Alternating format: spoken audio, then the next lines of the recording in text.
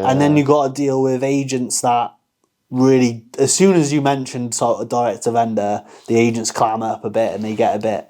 As we've had a lot recently, haven't we? they get a bit more difficult to work with. Which is ironic with us, because we were always taught, like, true story, we were always taught you never, ever, ever get an agent out of any deal, ever.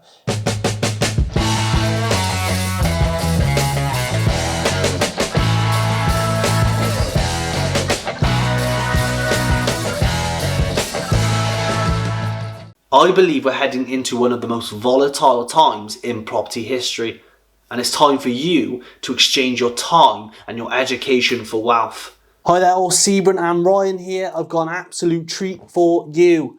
We're going to talk about direct to vendor, our experiences in it, what some strategies are, what some pros and some cons. So let's just jump straight into it.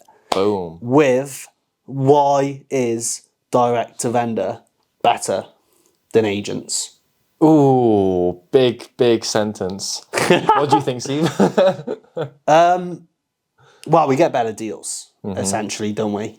Less competition. You can get much more personal with the vendor, understand the real problem, the real situation, try and help them with the solution of that, which in the end is normally the sale or something to do with the property, but the forefront of it may not be the property sale itself. It may be handling with tenants, it could be helping them with moving, you know. So we've had quite a few deals. Our best deals come through direct to vendor. Fact. Dealing with agents can be a fun time. You get good agents and you get difficult agents. They're all good, but some can be a bit more difficult and challenging to work around.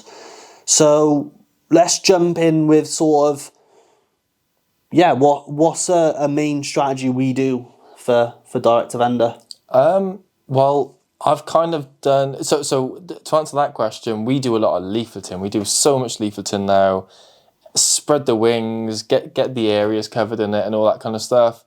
I've done letters before. I've done letters, and I kind of, when I first started doing this, I did letters without really knowing what I was doing. And I got to say, leaflets are just better, in my opinion, because you're going to actually get off-market deals, or even people, as we often have it, if things are on the market, but then you got that direct contact, or sometimes it's a case of, we get a contact through a leaflet to say, hey, you know, I want to sell. I was thinking about selling. What can you help me with before I put it on the market? And then we're jumping in there before it goes on the market anyway. Or Sarah calls us up from a lead, say, hey, Bob, my uncle is kind of, you know, looking to sell from like, not from here, but from like half an hour away, and we can sell that on for him, you know? So for sure. It's kind of, it's people know everyone and the leaflets all day. Simple answer.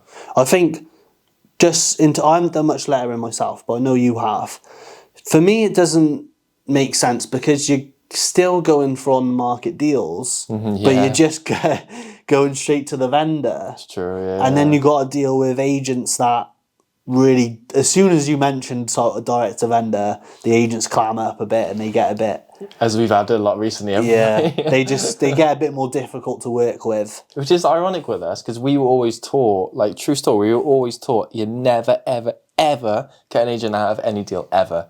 You know, even if they're not entitled to it, you cut them in. 100%, no question about it. But then when people you haven't built a rapport with, they immediately assume you're cutting them out. You're like, no, I'm here to work with you, build a bridge, you know? So, That's a challenge in itself. It's an awkward conversation that happens a lot. It is. And you're like, I'm sorry, but I got a business to run, but I want to help you build your business. You haven't sold it. Let me help you. You know, we're problem solvers. We're marketeers, but also problem solvers.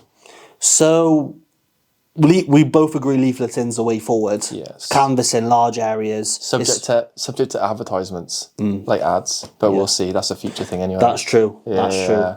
Because of the labour cost in leaflet delivering and the time it takes for it to do online instant. You know, you're paying more, but you're getting quicker response. It's true. I'm really curious about that, but I think that's a future thing anyway to tiptoe into. I tried it. I did try it, and I set it all up, and it took me a while to learn, and you know, just touch the base of it really. and I saw 12 quid go out of my bank account every day for a week, and nothing was coming back. And you could see it going down his face every day. And I check my bank account, and I just see 3, 4, 5, 6, 10, 4 quid coming out. I just start to worry, like, where's the like? You can cap, obviously, and there's a budget you use, but it accumulates, doesn't it? It accumulates the cost, and you just kind of like, you know. But I think there is a deep diving session into that where marketing strategy, you know, different ways of approaching instead of just straight up video in front of you. There's other strategies within that, but yeah, that's a different kettle of fish. Exactly. Very modern, isn't it? Really, in the sort of. Well, this is all about modernising. You want to, you want to do leaflets, and you also want, in theory, you want to do everything. You want to do leaflets, letters, ads. What's just there? Blimmin', I don't know, billboards. You want to do car advertisements. You want to do everything to fully get. As a marketer, you want to do a bit of everything, right? Yeah. But then you do realise there's pros and cons to each one, and some outweigh the others. Like, for sure. Ads, very expensive. Leaflets, I personally like. 'Cause you're just going to get off market. You probably have a fifth of the time a crossover with an on market, but it is most of the time off market. And then you're going to have ads. We shall see. Car, I can't imagine like that being effective, but I've heard good stories. Billboards the same. I've heard very good stories about people putting like a 12-foot pole up in the air and it working. Logically, I can see how it works. If a grandma's walking along and looks her head up in the air. So I guess time will tell. I think, marketing's always all about making someone aware of what you do. Yeah. So in any form, essentially if you're in a really busy area with lots of foot traffic and you just stood there with a store and you said, "We buy houses," it probably would work well. I mean, you'd have some cojones to do that, in the middle of a high street. Get stabbed. You're robbing people. Yeah, but no, definitely. What's the deal with sort of Gumtree ads, Facebook ads? What's your thoughts on that? I think, judging by what you said today especially, I think that we definitely have a different perspective from what you're saying. I think you have quite a negative side to it where you've not had much traction there. Yeah. I've genuinely had deals come through Facebook Facebook Messenger, like Marketplace. Yeah. I literally had 3 leads come up earlier on that looked promising through Gumtree. Okay. Never converted through. But it's all about lead accumulation, and when they're strong leads, I probably prefer something off Gumtree or Facebook than something on the market with an agent, because it's still direct to vendor, and you can actually have that one-to-one conversation. That's true. So once you actually get that first conversion and you realise, okay, you're doing the same thing as off market, but you're utilising a different platform, and all they are just some platforms of accessing said people. Yeah, that's some true. tied to politely F off, and some people who will say, "Hey, let's have a chat." Yeah, for sure. Which is welcome to marketing.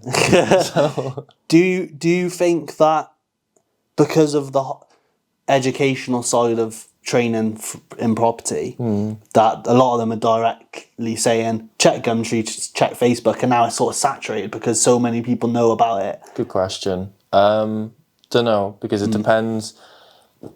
You know what? It's actually a very good question, but I rarely have. If I contact someone via Gumtree, for example, and I get them on the phone, like tonight, I've got 3 calls to set up. I'm going to have a call with each one.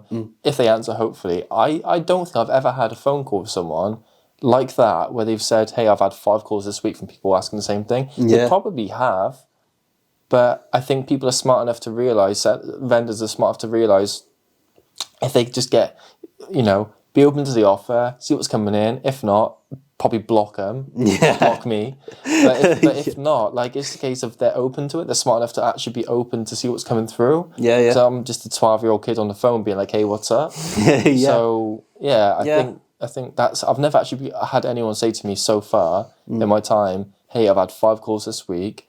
Stop harassing me." So that's fingers true. crossed. But I think it's a very good point, to be fair. Yeah.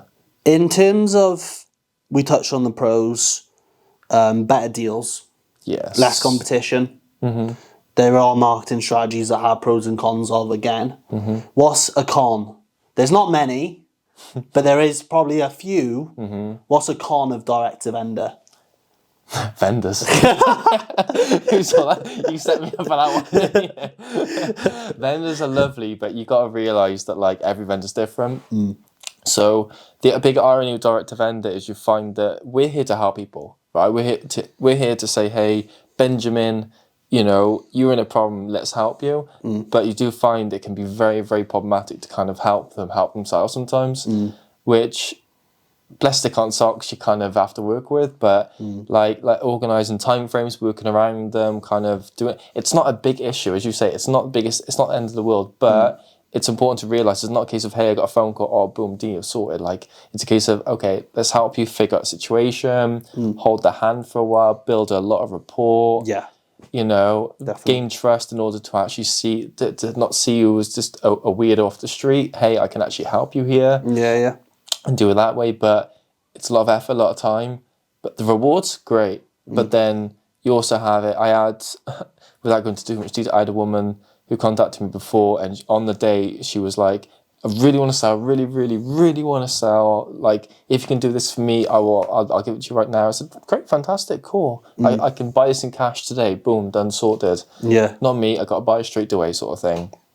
And then the next day, so you know, I had a buyer, we're good to go, everything's signed, everything good. Next day, it's all gone. It's, you know, completely ghost. I was like, hey, everything okay? For many days, nothing. And I'm like, hey, like, I was calling my mentor up, say, hey, like, what do I do here? Like, you know, I've got the buyer who's good to go. Now he's chasing me to see what's going on. And now of course, someone who was so desperate and motivated, and they just vanished. And then suddenly, they texted me, they got this and that reason. I'm just like, you know, sometimes you just got to take it and move on. Yeah. And now that, I never expected her to contact me ever again. No spite there, but Yeah. To be fair, man, I've had it a few times where I've had calls, and they've said, "Can you buy my house?" Like, they're really motivated to go, ready to go, and then the next day they block you. Yeah, exactly the same. Yeah. And It's like, I don't know what it is. Obviously, selling a house is normally an emotional stage. It's not financial. It's more emotional. So they do rash decisions like ring up us, as probably sometimes seen as sort of buy a house quick for cash. Yeah, you know, true. Which has got, we're not that type of people, we're not them really, you know, but I can see how they might think that. But yeah, it has its challenges, but everything has its challenges, and the pros definitely outweigh the cons. Bingo. And I think, you know, competition, that's where it's at. Less competition, you're able to get in front of them. And Ryan made a really good point, and this will probably carry through me throughout my life, which was, I never hear that, by the way.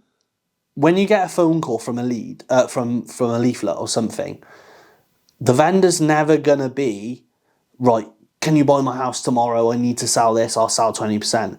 They're always gonna be like, I've got this house, I'm thinking of putting it on the market, you know, I'm just seeing what my options are, because they don't know who you are at the end of the phone call. You could be some stranger, but you need to get face to face. You need to meet them and understand it. Like, don't count your chickens. Don't, you know, judge a book by its cover. Take the phone call to meet the person at the house or wherever. Don't take it as a not like trying to figure out everything there and then, like, you know. Yeah, and it's kind of, when I was first taught, I was taught to kind of, I remember my mentor was telling me, or telling the group that I was in, sitting there saying, literally, the idea is to get face to face with them. And then I thought, it kind of makes sense. You know, I didn't know what the hell I was doing back then, but you just get face to face. Yeah. Build a rapport. And then I also heard the same person say a year later, okay, but then you want to build up on the phone. You want to do a breakdown to see if it's worth your time. Yeah. I do disagree with that. At this stage, I kind of think the main priority is, unless they're point blank on the phone to you, making it crystal clear that they will, like, how dare you call me on the phone? I had one leaflet where a child called me, say, hey, why? I remember I spoke to you. I literally I had a 12 or 14-year-old say, like, if you ring this number, call the police for paedophile stuff. After I put a leaflet in their door, the kid had seen it, rang it, said, why are you doing this? I was like, huh? I'm like, I don't want to buy your house, where's your parents? But I've lost the original point, but yeah. Oh no, about the thing, getting in front of someone. Getting in front of someone is, I agree, man. Is, again, it like, again, people are not there thinking, oh, I want us to help. There's a reason they're doing it. Let's figure out what it is and help them. And then if you can't help them, walk away. But then at least walk away saying, hey, we got another option for you then. Yeah. Maybe we can buy it in 5 years' time. Because we're not walking in saying, hey, let's get some deals. It's a case of, okay, if we can help someone, then maybe we can get a buyer who can facilitate that need. And then we're a middleman. That's what we do. Yeah, for sure. So it's like, I hear this negative thing about like, on social media a lot about kind of robbing people. It's not. If someone needs something and we can help them, boom, done, sorted. Yeah, and we got someone who benefits from that. So it's a triple win. Yeah, for you sure. know, and then yes, we make a business out of it, but I mean, you got to survive.